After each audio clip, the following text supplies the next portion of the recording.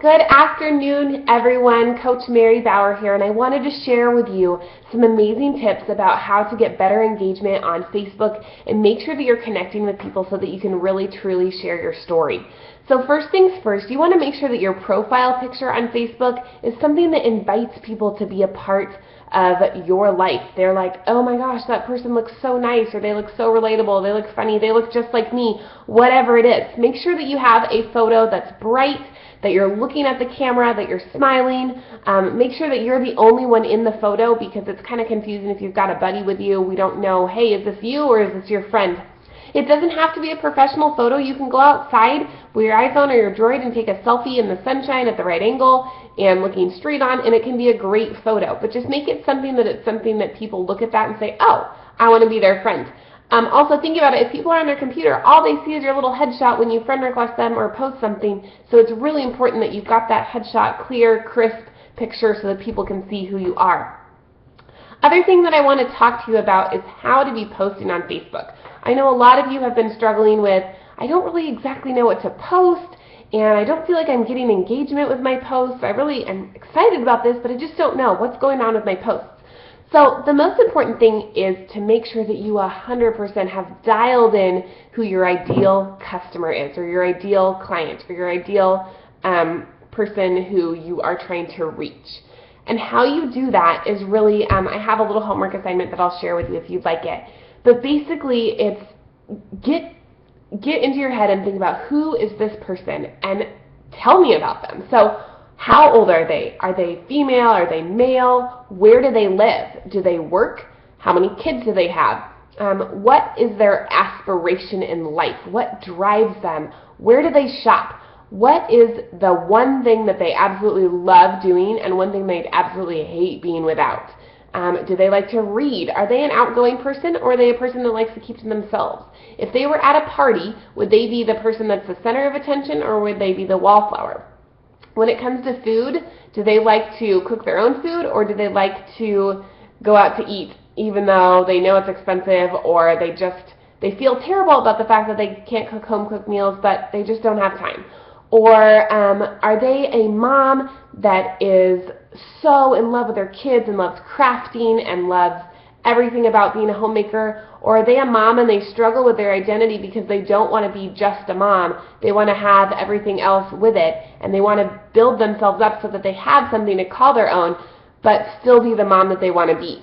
Are they a business person? Are they a strong-willed business person that is so proud of their career that they've worked so hard for, but they struggle with insecurities that they're not going to be able to make it in the work world like they were able to when they went to the university? Whatever it is, I want you to build me a picture of somebody so that you really, really know them. Like it's been your best friend, so that you can talk to them like a sister or like a best bud or your brother or whoever it is.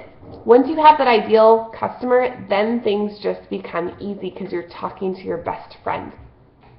So when I'm talking about posts, some things to think about, and if you look on your own like page or your personal wall, I want you to read through there and see, number one, are people seeing who you are? And it doesn't mean you have to post pictures of your kids if you're afraid to, or every intimate aspect of your life, but when they look at your page, are they seeing things like, oh, I did my workout, or here's a blog that I really liked, or this is something I want to try? Are they seeing just you sharing little glimpses of what you like, or are they really being inspired by their posts, feeling like they can connect with you?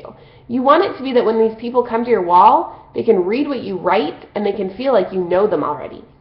So when you look at your wall and you want to make a post, don't feel like you have to think of this big creative thing, but just share.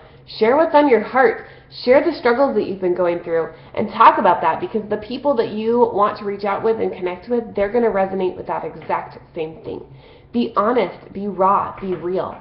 And if there's a post, if there's a blog that you like and you found an awesome article that you want to share, go look at that article and then take a picture in your own life that kind of has something to do with that. Post that on your wall and re-summarize the article so that it's yours, and tie into how it relates to your struggles personally, and share that with people. If there's a recipe that you like, don't steal somebody else's photo, don't steal their link, don't send them to Pinterest. Make the recipe yourself, snap a picture of it, put it up there, And even the first line of your post is so important. It's that go-getter. It's the catching thing that people are going to look at. I saw a coach that had posted a picture of herself in Cancun last week, arms spread out on the beach, and the big title on the top said, "This sucks." And her post went on to say, "Man, guys, this sucks." I mean, I had to take time out of my relaxing schedule to go hang out on the beach in Cancun with people that care about health and fitness and blah, blah, blah. This sucks. I should really totally quit this coaching thing when I get home. Blah, blah, blah. And then she ended with, "Anybody else want to go on a free pay vacay with me next time?" So catching eyes. If you want to know some ideas for catching titles, go look through your junk mail that you get in the mail. Go look in your email. Go look at magazine titles. They're really good at those headlines, and think about that first line, how it will grab you in. Even if you're doing a recipe, doing some kind of post, the first line about it, I always talk about my recipe a little bit and then I post it. And if you're going to do a recipe, always include all the ingredients and the directions. People don't want to just look at your food. Other things to think about when you're posting is making sure that, excuse me for a second, I gotta pull up my notes.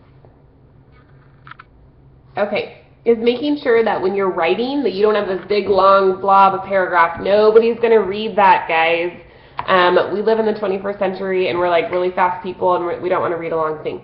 So make sure that if you have something that's big to say, space it up. Add some emojis in there to add some color and some pop. I like to add a bunch of emojis like the little muscle man right in a row to break things up. Try not to add a ton of exclamation marks and all caps because we don't want to be yelling at our audience, but once in a while that's okay. But please, please, please break it up. Don't just post a big blob for that. Other things to do is test your content. If you do something and it bombs, delete it. It's okay. Nobody probably saw it anyways.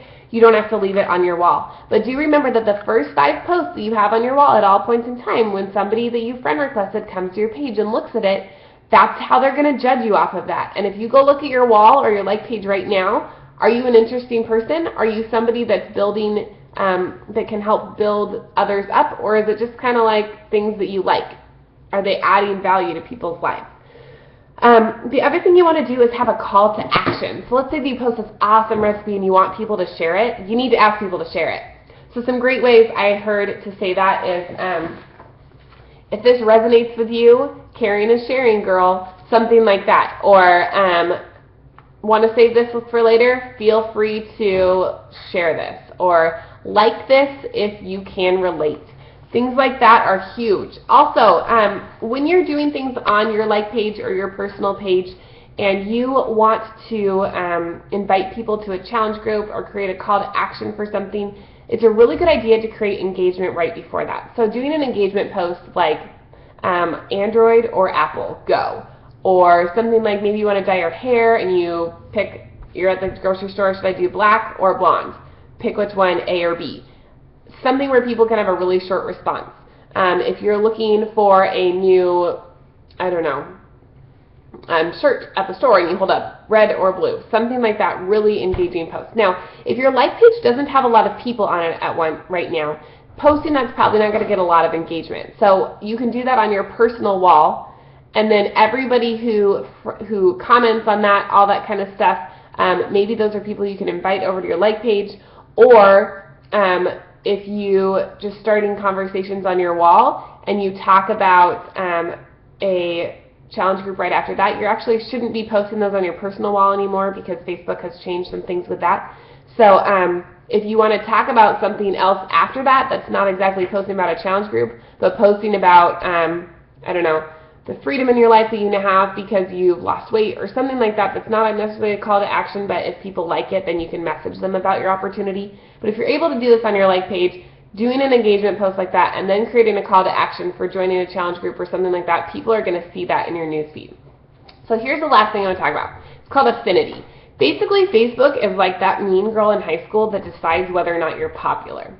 The more your posts get seen, the more engagement that's on it. Facebook says, this person's cool, so I should show their stuff.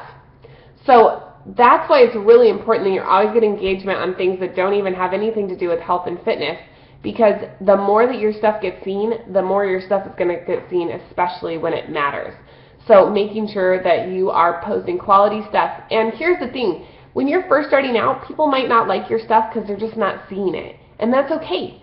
One of the things that I've been really working on is building my like page, and what I'm going to be doing is running promotions for my page. So Sunday through Wednesday nights, I'm going to pay $5 a day, and I'm going to promote my page. If you are interested in doing this, let me know, but you can actually go to your like page, click promote, and then it'll give you a option for how you can do little settings of who you're going to send this to. That's where your ideal customer comes in. Promote your page. Pay $5 a day or $3 a day, whatever you can do to get your page out there to new people who can like your content and start to follow you and build as you go. Once you hit 1,000 people, you don't need to do that as much because people start coming to you and it's kind of the snowball effect. But make sure if you're promoting your page that you have good content on there that really speaks to that ideal person. Okay, hopefully this all helps. Hope you guys have a great day, and I'll talk to you later. Bye.